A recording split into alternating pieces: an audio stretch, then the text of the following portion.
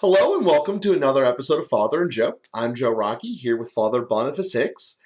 And this episode, for those that are listening on the day it is released, comes out on August 2nd. And August 2nd is the Feast of the Little Portion, which the Pope had made the decree at the request of Saint Francis to be called the Portion of Assisi. It's also the beginning of the practice that we know as indulgences. And the indulgence portion of the conversation is where I have a lot of questions. It's a lot of questions about how purgatory works, how we look at the indulgences of the church. It's not a word that I'm completely foreign to because I know that it comes up in part of the Divine Mercy when you do the readings on the Divine Mercy Novena. One of them, Jesus, I believe it's when he's praying for the souls in purgatory, give me all the souls in purgatory, that we would empty up all of the indulgence and treasuries of the church for these souls because we don't know how hard it is for them. And that's kind of the basis of the thought process I have in entering today's conversation about what indulgences are, what purgatory is, I guess, in a certain extent needs to be discussed. And that's kind of where I'm at with my thought processes of entering today's conversation. So without further ado, Father, I want to give the floor to you and let you set us straight. Thanks, Joe. Yeah, I will try to get the details straight, but the basic thing, as you mentioned, is a request of Saint Francis. So the little poor man of Assisi who captured the imaginations, hearts, and minds of people through the last 8 centuries was inspired in the kind of evangelical abundance that so marked his life, not conforming to the ways of this world and asking for God's grace and abundance. He had such a confidence in the love of God and the mercy of God. And so he asked for great things. He really wanted everyone to know Jesus, and he wanted to spread the gospel everywhere, and especially among the poor and the little ones. And so that kind of exuberance led to an order which went from a dozen friars as he discerned the order, saying, God has given me brothers. And then it quickly spread into thousands of friars over the next couple of decades, even before his death. And so just that sort of evangelical passion is what marked him. And again, the confidence in God's mercy and that God wanted everyone to receive his love gave him a kind of zeal in preaching, and his unwillingness to conform to the ways of the world made him a kind of holy fool that caught people's attention and helped them to see that something really different is here, that the gospel is really different than the world. And so that kind of joy, clarity, exuberance, abundance is what marked Saint Francis.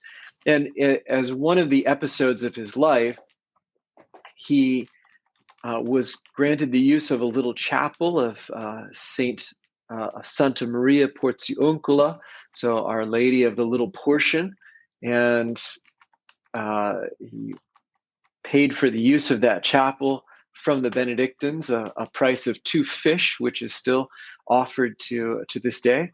But he had a vision of Jesus, of 2 angels appearing to him and asking what he wanted.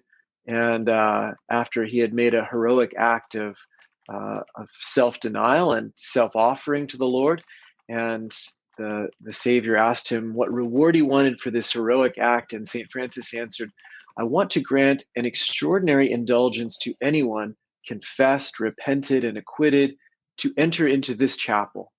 And the Lord replied, what you ask, O Francis, is great, but you are worthy of greater things. The only condition, O Francis, is to submit a request to the Pope, my vicar on earth. And so Pope Francis submitted the request, and that was Pope Honorius III, and he granted that indulgence without limit. And he says, how many years do you want me do you want the indulgence to be fixed? And Saint Francis said, Holy Father, give me your holiness, not years, but souls. And he says, that there might be more souls who are saved. And so he says, if those come to the church and confessed and repented, absolved by a priest, freed from guilt, from punishment, that they be freed from guilt, from punishment in heaven and on earth, from the day of baptism to their entry into the church. And so, anyway, the Saint Francis asked for what later became the church's practice of plenary indulgence, that one through certain practices by the abundance of merits in the church and the safeguard of that treasury of grace could be given a kind of could be set free from the temporal punishment due to sin and be brought more immediately into the heavenly kingdom. So that pattern of Assisi, which you see again, flows from this desire of Saint Francis and really from his own heroic acts. And that's how we understand it's sort of like when we're in relationship with people who are doing great things, it helps us to do great things. And it's a simple way to understand it, but it's really true. Whether we work with a company, and as long as someone is not sort of opposed to the company, it's kind of like the whole company did a great thing. Or if you're on a team and the team succeeds, like the whole team did a great thing. When Mother Teresa was granted the Nobel Peace Prize, in a certain way, all the missionaries of charity received the Nobel Peace Prize. There's a power through association, which is not just the notoriety in the minds of men, but is really something more existential. There really is a union. Mother Teresa couldn't have done what she did without all those sisters. They all contributed something essential, and they're essentially associated with the great things that she personally did. And Pope Benedict said it this way in the best teaching that I know of on purgatory in his encyclical Spe Salvi on hope. He said, we don't sin alone, and we're not saved alone. We help each other, and we associate with each other. We support each other on the journey of faith. And our individualism tends to isolate us in our minds, like we're really individual. But the fact is, we don't do anything alone, really. We're always doing something, whether we're going from a relationship or to a relationship, and our work is for the sake of relationships. Our minds are constantly in dialogue, and we wouldn't have language if we didn't have other people. And we couldn't think if we didn't have language. I mean, our lives are so deeply rooted in relationships. And just to think of that, our language is structured around if we hang out with people that use good language, we also use good language. And the language that we use structures our thoughts, and our thoughts structure our interior. So we're just so heavily influenced by other people. And those relationships really make a critical difference. So St. Francis was saying, I want everybody who comes to this chapel to be associated with my merits, with my acts of love for God, with my virtues. And then connected to the Pope, to all of the virtues of the church and of the saints. I want anybody who comes to this chapel to have that association and to be positively affected by that, even to the point that it sets them free from the kind of bondages of this world, and that it makes them more open to and formed by the heavenly society of angels and saints. And that's what the church recognized as possible to do, and instituted in that case the pardon of Assisi, which, again, on August 1st or 2nd, anyone who visits a Franciscan church, I think now is how that's been spread throughout the world, but places like Franciscan University also have a little portion, the Portiuncula that's there on campus. But I think any Franciscan convent or church also qualifies for that pardon of Assisi. So again, it's making this intentional association with the Franciscans, with thus Saint Francis, with his acts of heroic virtue and love, and the orientation that he has more to heaven than to earth. And that can really set us free from the things that hold us bound, even to the point of being more ready to go to heaven immediately than to be in need of greater purification after our death. So to go to purgatory, in other words. So that's a kind of long, meandering response to the topic, and happy to hear your thoughts, Joe. So, as you said there, the Pope Benedict given the analysis that we can't do anything by ourselves. Essentially, we grow as a team, we fail as a team, but we also are still tested as individuals. Did we push ourselves to help the team? And it makes me think of essentially the way that I view saints, and this might be incorrect as well, but as a saint in heaven, they are intercessory, praying on our behalves, in the forms of intercessory prayers. So they are themselves not acting for themselves, but acting on the team's behalf, those of us here down on earth, to get our prayers to God and to be listened to. Um, I've always kind of viewed it as everything else in my life. I ask people who are better than me to help me. These saints have proven that they're better, or at least they were successful here on earth to become saints. Why not ask them for help and guidance on the way along the way? And to me, that part makes sense. So I do get caught up in this question though, because we are called to excel ourselves and become more virtuous in nature, even if the general direction of society is not doing it. And we're going to ultimately be judged on. So, where I'm trying to get with my question here is we're called to be in service to others. I mean, at the end of the day, that's really what a relationship is, isn't it? It's making yourself better on someone else's behalf. And that's the purest part of a relationship, right? To figure out what's best with you and bring it out in someone else, and then bring out better parts of you in the continual progression. As far as parts of the discussion of marriage, is it's calling us to do that. So where my question is that for those who don't participate, that is where purgatory comes into play. For those who do not purify themselves on earth to be worthy to be in the presence of God. So my question is how do the indulgences play into that? Particularly when we talk about on behalf of someone else. So I know that there are different kinds of indulgences, and please correct me where I make mistakes here. But as I recall reading the booklet that we have for the Stations of the Cross, it says that you get an indulgence for it. And it also says that you can take it on your behalf or dedicate it to someone else. And in that way, it makes me think of it, and I'm pretty sure this is the wrong way to think of it, but it almost makes me think of it as that there's a certain level you need to get to in terms of holiness or divine virtue or indulgences, whatever the appropriate word is there, to basically get into heaven, be worthy to be in God's credit in presence, and you can make the decision whether you keep this indulgent for yourself or you can give it to someone else. And just saying that out loud, it sounds wrong. So it's something I'm not understanding. So that's where I'm asking for help in that nature. Yeah, I think uh, whenever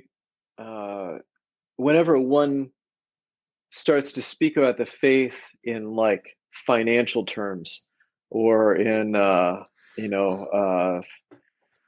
gaming terms or something like that, it's always going to reduce it in a way that sounds that is a bit too um, Pelagian, merely based on personal effort, or like collecting. So it's like because the faith is always relational, and it's always based on love, and love can't be quantified. So you'd never say, like, when you finally got enough points with your wife, then your marriage had reached a certain level that was, like A plus or something.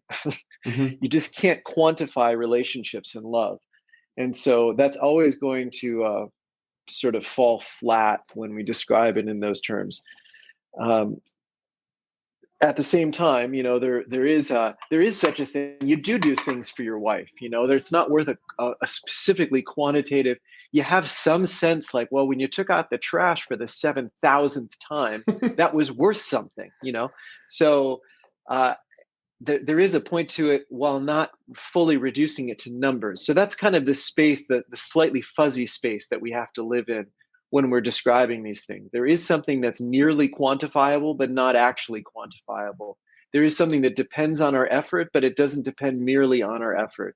There is something that's individual, but it's also corporate. It's also together. So there's a both and that we have to keep a balance on in these things. Otherwise, it gets off kilter, and you start maximizing your relationship with your wife or something like that, and trying to only do the activities that will get the most points, or like, it's just crazy to think in those terms for a relationship. But Yeah. a better way to look at it, trying to manage that balance a little bit more, is when we uh, so when we associate with the saints, I think the idea of a team is helpful, and we're kind of getting on the same team as them, and that means specific saints. So when you go to the Portiuncula, you get on the same team as Saint Francis. You're associating with him. The word associating has the word socius in Latin, which means friend, companion. So you're becoming a companion of Saint Francis and associating with him. And so we get kind of the benefit of being on his team, to say it in a little bit of a crude way. And then when we offer an indulgence for somebody else, we're associating that person with us, with our team. Like, why am I remembering that person rather than somebody else? Well, because I'm associated with them, and I'm making that intention to be part of them. And it's sort of like, I mean, if you go back to the playground, when we picked somebody to be on our team, they benefit from being on our team. And there's always those leftover kids, right? The ones who are the least quality players. But the fact that we picked them and they're on our team, they win the game with us, and but it requires them to do something. It's not just a matter of being picked. They also have to agree with it, and they have to not get in the way, at least. I mean, if they interfere with everything and score a bunch of own goals, well, that could So anyway, I think those dynamics capture some of the individual and the team, the way that what I do can benefit someone else, the way that I also have personal responsibility, and that matters.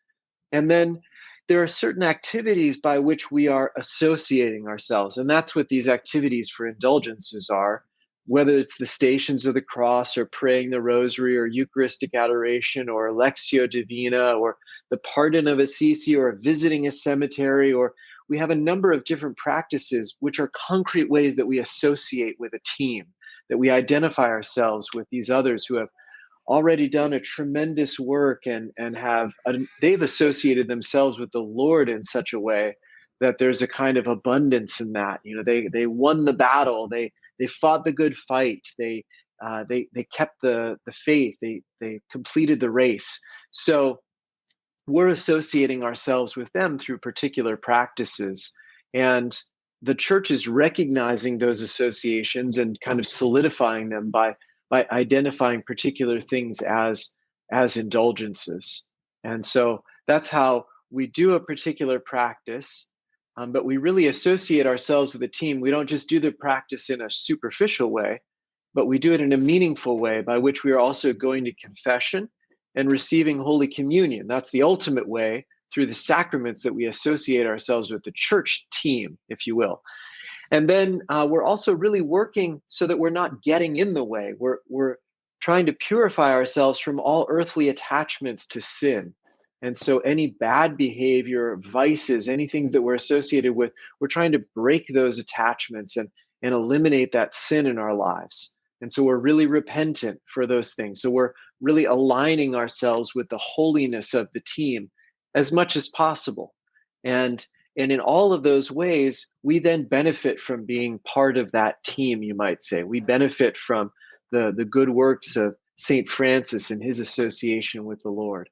And then we can bring other people into that by offering those indulgences for those who have died. So it's specific in indulgences that, for reasons that I'm not sure I can fully clarify or explain, that indulgences can be offered for oneself, accepted for oneself. We can associate ourselves, or they can be offered for somebody who has died, not for another living person for whatever reason. We pray for living people. We associate with them in other ways, I suppose. But anyway, we can associate people who have died.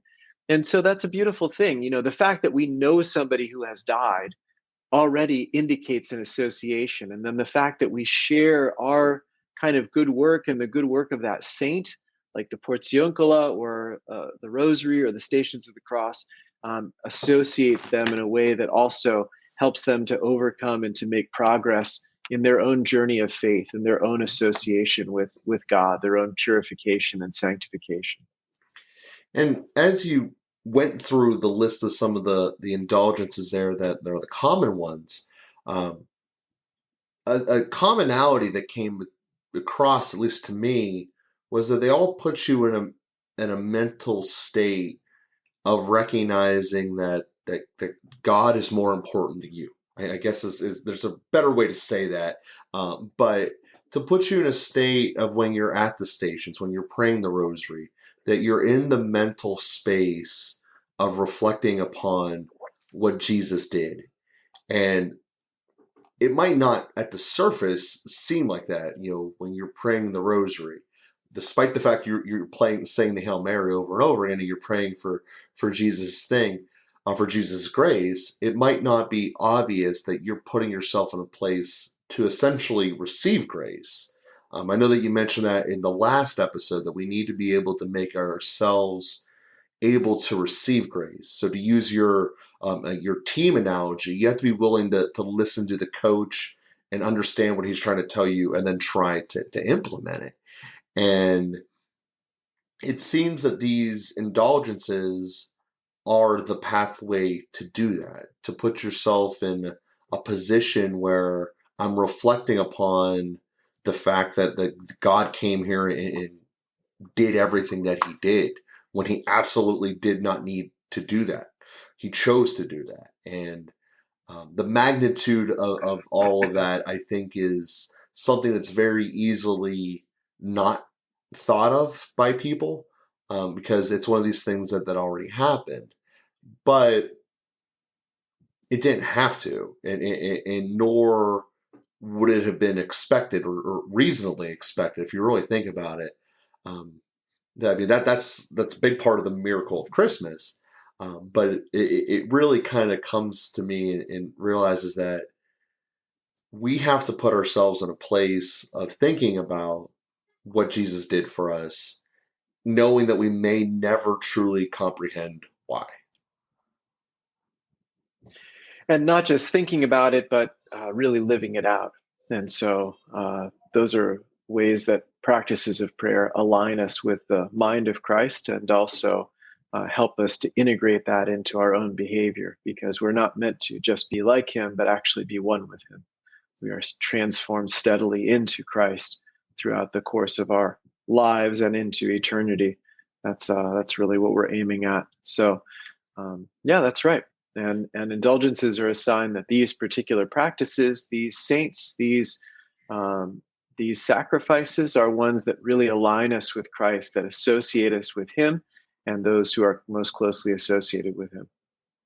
Yeah. And as a closing thought here, it's just an observation that we say a lot. But if you look at a team, you can generally tell when they're outside of wearing their uniforms or whatever, who they are with. They all kind of act the same way. They use the same type of language, as you mentioned before. And the cliche that's always said is a team takes on the personality of their coach. And at the end of the day, how can you have a better coach than God himself? So with that being said, I like to think about these types of things, and have you guys think about it as we move forward into the next week. So we thank everyone for being here and listening with you, and we will be with you again next week.